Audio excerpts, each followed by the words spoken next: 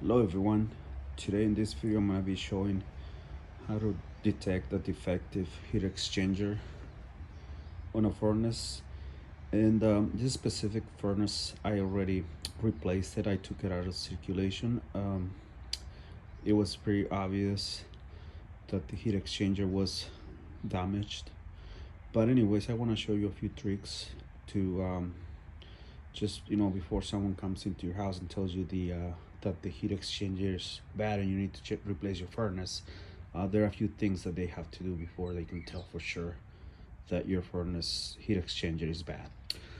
In this particular case, for me, it was really easy to detect the problem because when the moment they turn on the heat on the furnace, the flame came out of the this part right here, this section. And the reason it did is because when the blower turns on, and if your heat exchanger is broken or it has a crack, it tends to push the air through the holes in here where you normally shoot your flame, and as a result it just pushes out. It's like if I had I'm gonna show you with the lighter. Good, it's not even working. All right, so let's say this is your flame right there, and if I blow, see, it will shoot your flame out, or it will, in this case it'll stay on because obviously you have gas fuel going on and never stopping, so it's never gonna really stop. And it was actually just, as you can see here, it was burning all the wires because of the flame coming out. And that's a very typical or easy to diagnose when you have that kind of issue. And the reason is because this specific furnace was in a basement where they had a lot of pets like dogs and cats. And one thing I noticed when I opened the machine, it's a lot of lint. As you can see, a lot of dog hair or cat hair, whatever that was. And the filter looked like they never changed it in probably over 2 years or whatever, maybe 3 or more, or if they did at all. And so with that being said, here's two tricks I'm going to show you today. Well, not really tricks, it's just a way to diagnose a bad heat exchanger. So if someone tells you that the heat exchanger is bad, they have to do two things. First, in order to see a defective or a cracked heat exchanger, they have to completely remove the plenum, in this case the cover or whatever, and they have to pull the coil if there's an AC installed in your house, so they can access this area right here and physically take a look at the this heat exchanger to look for cracks or whatever the deal is. So in this case, I'm just doing it for educational purposes. Once again, I'm not giving you any warranty or any advice. This is just for educational purposes and to make sure no one is ripping you off. So let's take a look. As you can see, there is a big hole, not even a crack. There's a hole right there, and then there's another hole right there. Hopefully you can see it, and then more holes right there.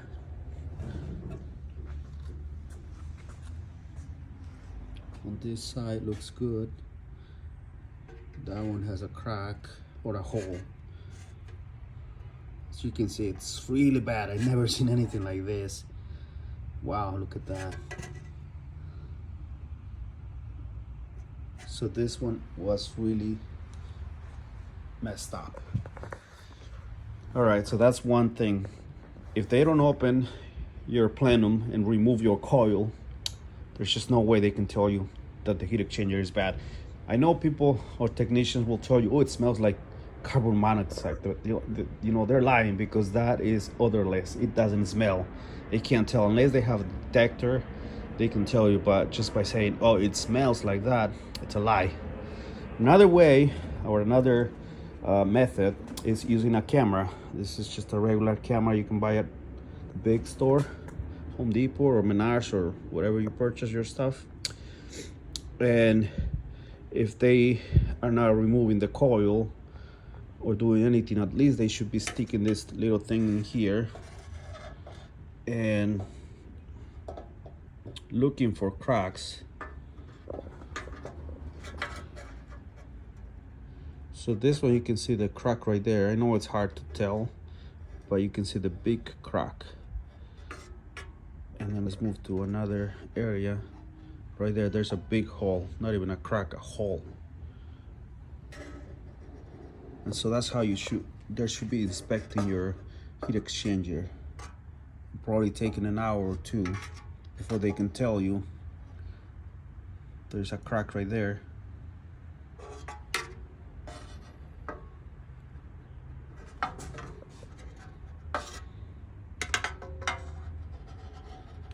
That one looks good.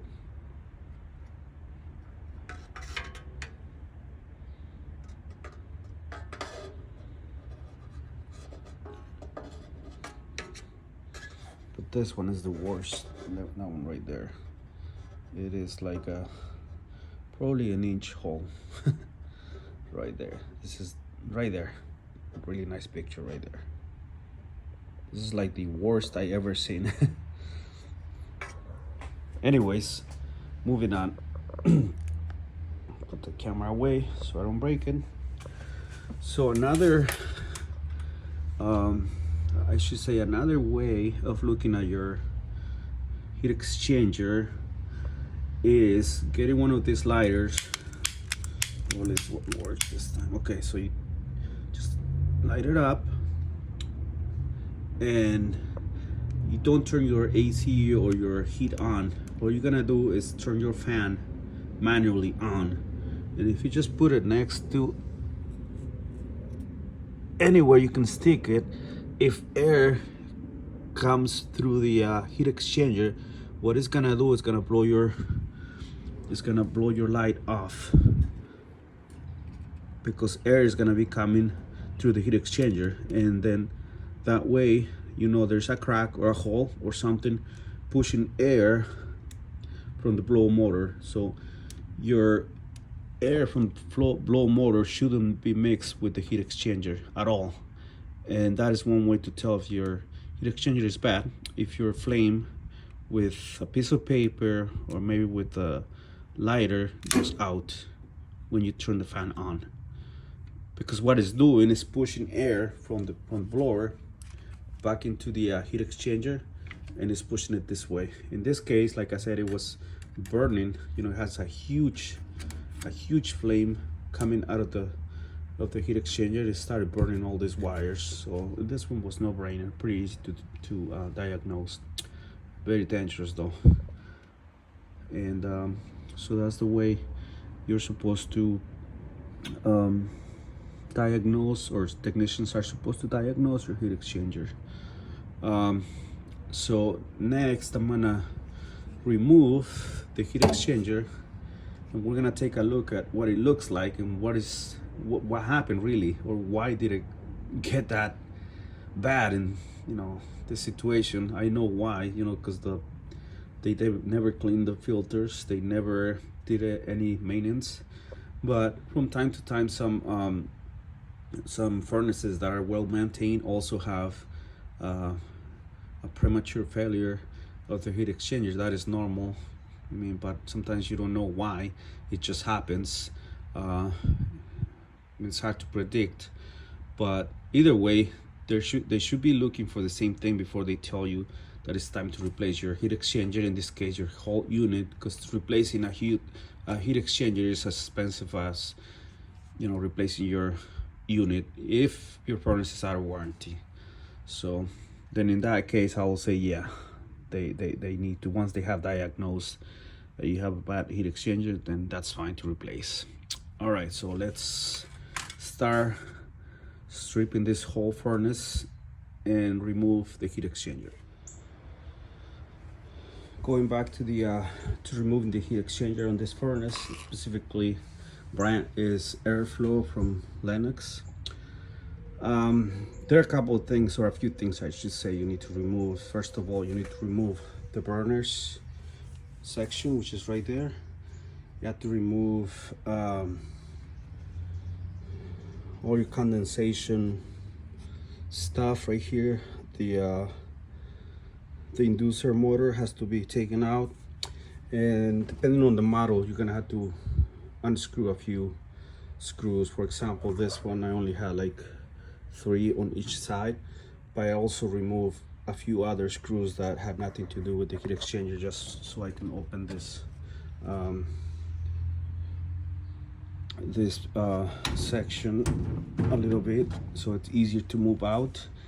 And once you have all that clear, then all you have to do is just make sure gentle, you start like with a screwdriver prying it so you can move a little bit, and once it loosens up a little, then you can just slide it out completely and put the new one. So I'm gonna take it out and we're gonna take a look at the bottom of that heat exchanger to see what it looks like. So here I have removed completely the heat exchanger, and we're gonna inspect a little bit. As you can see, there's all kind of debris and chicken feathers, dog hair and fur, and you name it. That wheel is also full of stuff, lint, mice, I don't know what else is in there, but it's really nasty. So this is a typical example of not changing your filter, cleaning your wheel, doing some maintenance. Just by maintenance I mean replacing your filter. So let's take a look at the heat exchanger now. Put it on the side.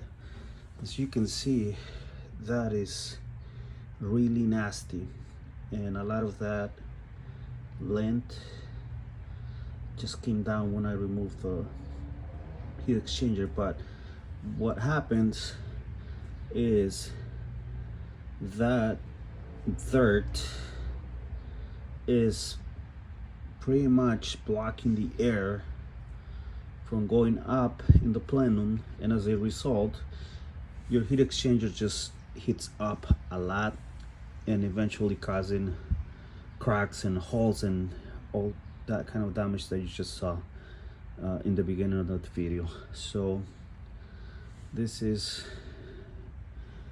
nasty. I never seen anything like this. Thought I seen it all, but no. Look at that overheating. Oh, from here we can see the cracks, holes. I shouldn't say cracks. These are holes, like inch and a half holes in all the burners. Look at that. Oh my God. The other side. Look at that.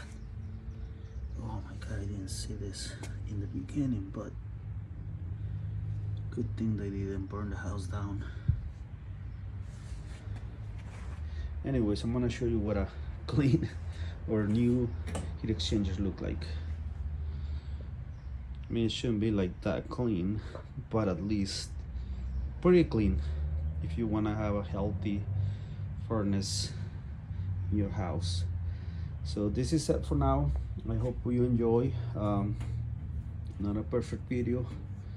It's really hard to unscrew and talk and record at the same time, but I try my best. I hope this helps anybody or people looking to make sure they're not getting ripped off by your technician, your company, your HVAC technician, but just telling you that your heat exchanger needs to be replaced because they think so in 2 minutes. Obviously they have to do some inspection of the heat exchanger, and this was very easy to remove because the machine was already out. But if you have your furnace installed will take like a couple of hours at least for someone to remove everything, plenum, coil, and really take a look at the um, burners or the heat exchanger itself to make sure it's obviously cracked or damaged. So hopefully I can put this machine back, and I don't know if I'm gonna be able to install it because it's really nasty. Maybe I can use it for other videos, and that'll be it for now. Thank you guys. Good luck.